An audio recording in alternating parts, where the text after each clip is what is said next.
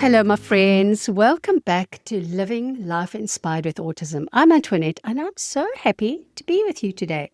And I'm also genuinely excited about today's episode because this is one of my favorite ways to think about life and about decisions, about possibility, and especially about the future. And I want to say this up front. This episode is not about ignoring reality.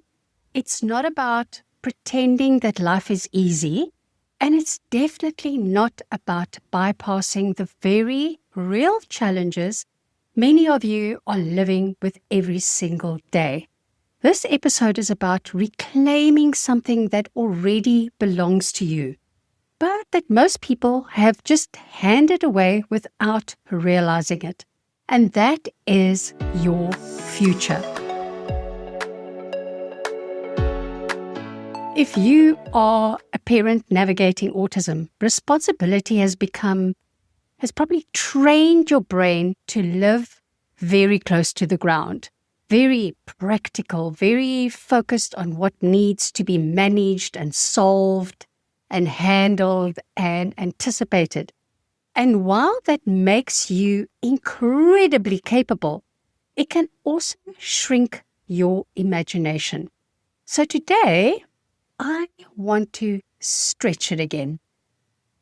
I've spoken about this before, this idea that the future doesn't actually exist anywhere except in our minds. It's not in reality, it's not in the calendar, it's not even in your plans. The future exists only as a thought. And because it exists only as a thought, you get a surprising amount of say in what it looks like. And I recently said to my husband, this last year has honestly been the best year of my life. Has it been challenging? Absolutely.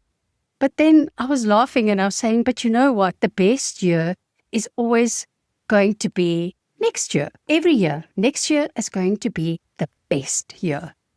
Why? Because I'm always evolving. I'm always learning. I'm always refining what I want and who I want to be. And because next year exists only in my imagination, I get to imagine it better. And it's arrogance or denial. That is the privilege of being human. We have a prefrontal cortex, the part of your brain that does all the planning. We can imagine beyond what has already happened. And yet, so many people don't use this gift.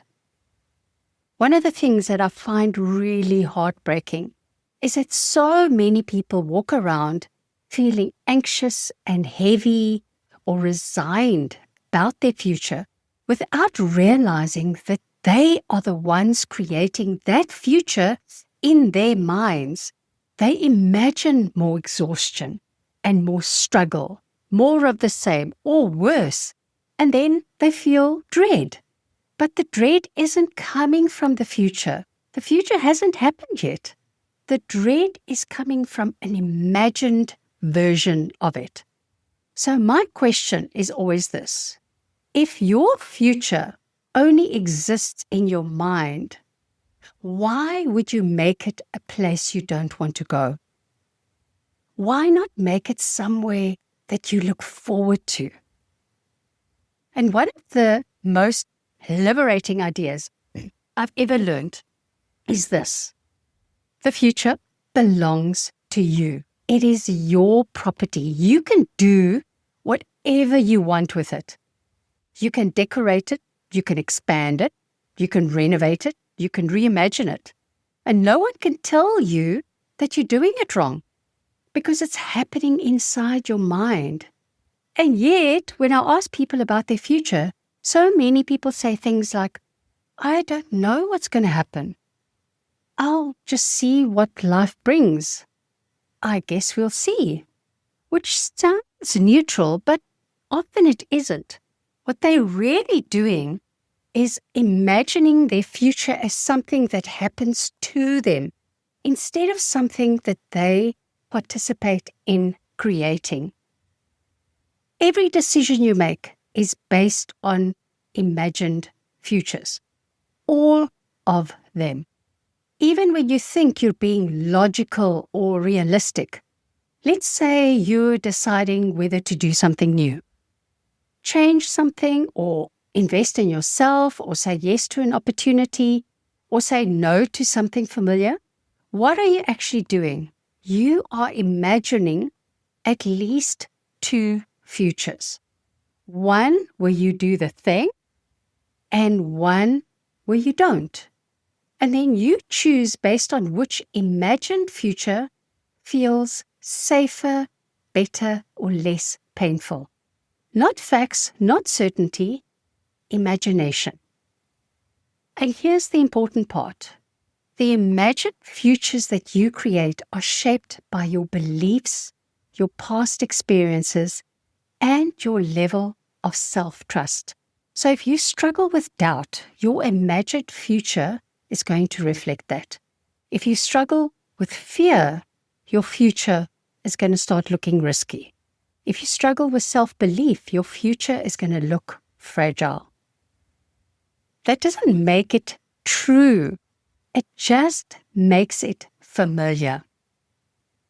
And one of the tragedies of adulthood is how quickly our imagination gets shut down. We're taught to be practical and responsible and realistic. And while those skills are important, they often come at the cost of creativity. There are no rules when you imagine a future. There is no structure, no step-by-step plan required. You are allowed to daydream. And daydreaming about the future is no less than replaying the past in your mind. Neither one exists anymore. So why do we keep projecting our past forward instead of allowing something new? When someone tells me, I don't know what will happen in my future, I often remind them, that is still a story. It's a story where the future has no agency, no direction, no intentionality.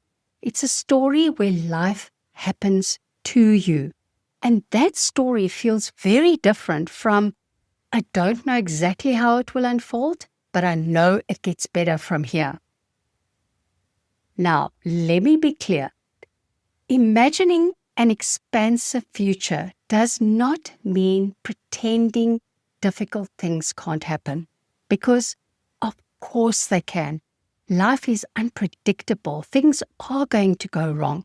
Bodies get tired. Money fluctuates. Plans change. But the question that I always come back to is, why do we allow the possibility of something going wrong to justify imagining a future that feels small? If tragedy can happen either way, why not imagine a future that excites you? The worst case scenario exists regardless, so you might as well give yourself something hopeful to move towards. And I want to use an analogy here that I love. Think of life as a poker game. Every decision is a hand. You look at your cards and you decide whether to fold or stay in. If you fold, you can't lose, but you also can't win. And so many people live their lives constantly folding, not because they don't want to win, but because they're afraid of losing. They're afraid of the disappointment. They're afraid of embarrassment. They're afraid of getting it wrong. But if you never bet on yourself, you guarantee that outcome. No win. And in life, you can always buy back in. You can course correct, you can learn, you can adjust, you can do a U-turn. We forget that part. Here is an idea that I will offer you.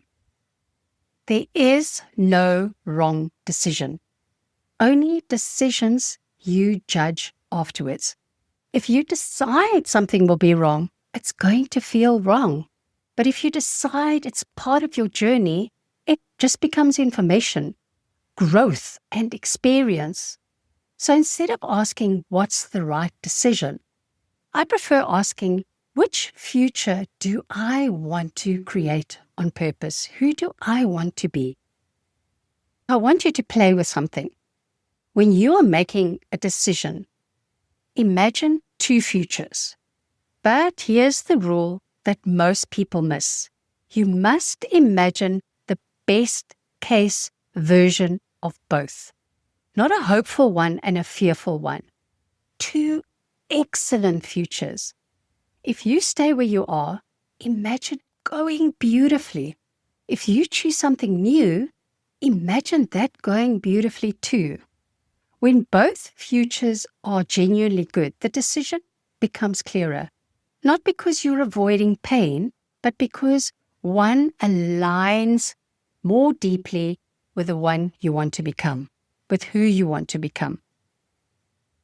No matter which future you choose, you are still there. Same mindset, same values, same ability to learn. So happiness doesn't come from the choice itself. It comes from how you show up inside of the choice. That's why changing your external circumstances without the internal support really works long term. Now, before we wrap up, I want to offer you something, especially if this conversation is stirring something within you. If you're listening and you're realizing that you've been living very much in survival mode, if your world has become small and practical and heavy with responsibility, and if a part of you knows there's another way to experience your life, even within your current circumstances, that is exactly the work that I do with my clients. So in a private consult, we don't rush to solutions. We slow things down. We look at how you're currently relating to your life and your future and yourself, and we begin creating space for a future that feels calmer and more intentional and more you. And it's not about fixing you, it's about supporting you as you reconnect with your own clarity and inner authority. So if this resonates, I want to invite you to book a complimentary consult with me. There's no pressure, there's no obligation, just a conversation to see what's possible for you from here. You'll find the booking link in the show notes, or you can reach out to me directly. I'd love to be there for you. I want to leave you with this. Imagine your life 10 years from now.